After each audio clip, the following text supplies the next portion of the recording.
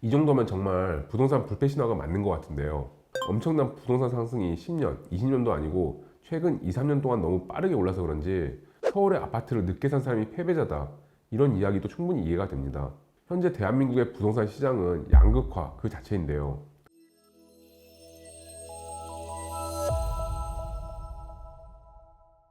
안녕하세요. 회생메이트 김태용 변호사입니다.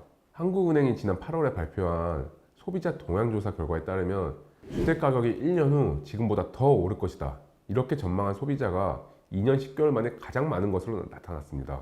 주택가격 상승에 대한 심리를 나타내는 수치는 KB주택시장 리뷰 9월 호에서 확인할 수 있었는데요. 지역별 매매 가격 전망 추이를 보면 거의 불꽃 수준인 것 같습니다.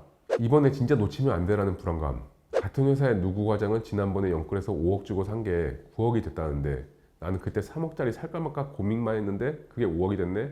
이런 자조 섞인 목소리까지. 부동산 곧 떨어진다. 폭망한다.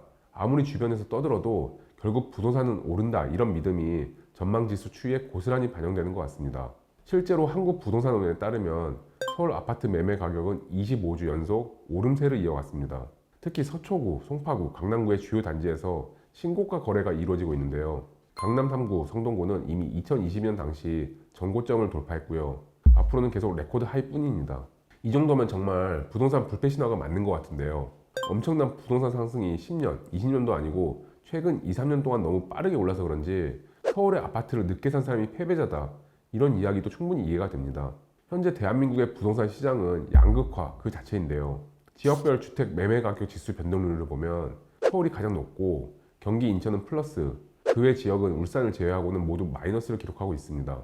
부동산 승리 공시를 그대로 보여주고 있죠. 그럼 아파트 가격 상승률은 얼마나 될까요? 실제로 주간 단위로 봤을 때 2018년도에 버금가는 상승률을 기록하고 있습니다. 실제 주택 매매 거래량을 보면 7월 전국 주택 매매 거래량은 68,296호로 2022년 10월 이후 최고치를 기록했습니다. 수도권이 비수도권 대비 2배 이상 큰 폭으로 증가하면서 이런 증가세를 주도하고 있고요. 저는 이런 현상의 원인이 앞서 말씀드린 FOMO, Fear of Missing Out, 즉 쉽게 말씀드려서 나만 뒤처지고 있다는 공포심, 이것 때문이라고 봅니다. 이번엔 놓칠 수 없다. 이런 심리가 그대로 반영된 것으로 보이고요. 이는 매입자 연령대를 봐도 알 수 있는데요. 아파트 선호 현상이 지속되는 가운데 60대 이상은 줄고 40대 이하 거래 비중이 크게 증가했다고 합니다.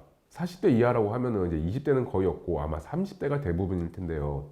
부모님 증여 상속을 제외하고는 영끌을 했을 수밖에 없을 것이고요.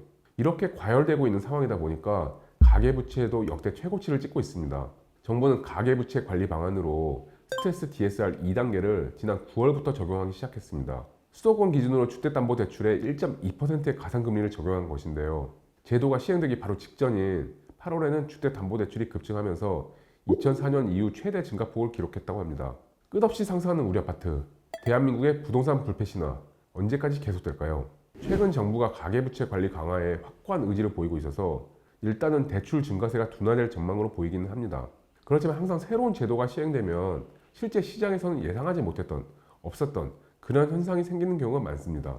투자는 본인 선택이지만 지나친 영끌로 무리하게 투자하는 것보다는 본인의 현재와 미래 상황을 잘 분석해서 현명하게 투자하시길 바랍니다.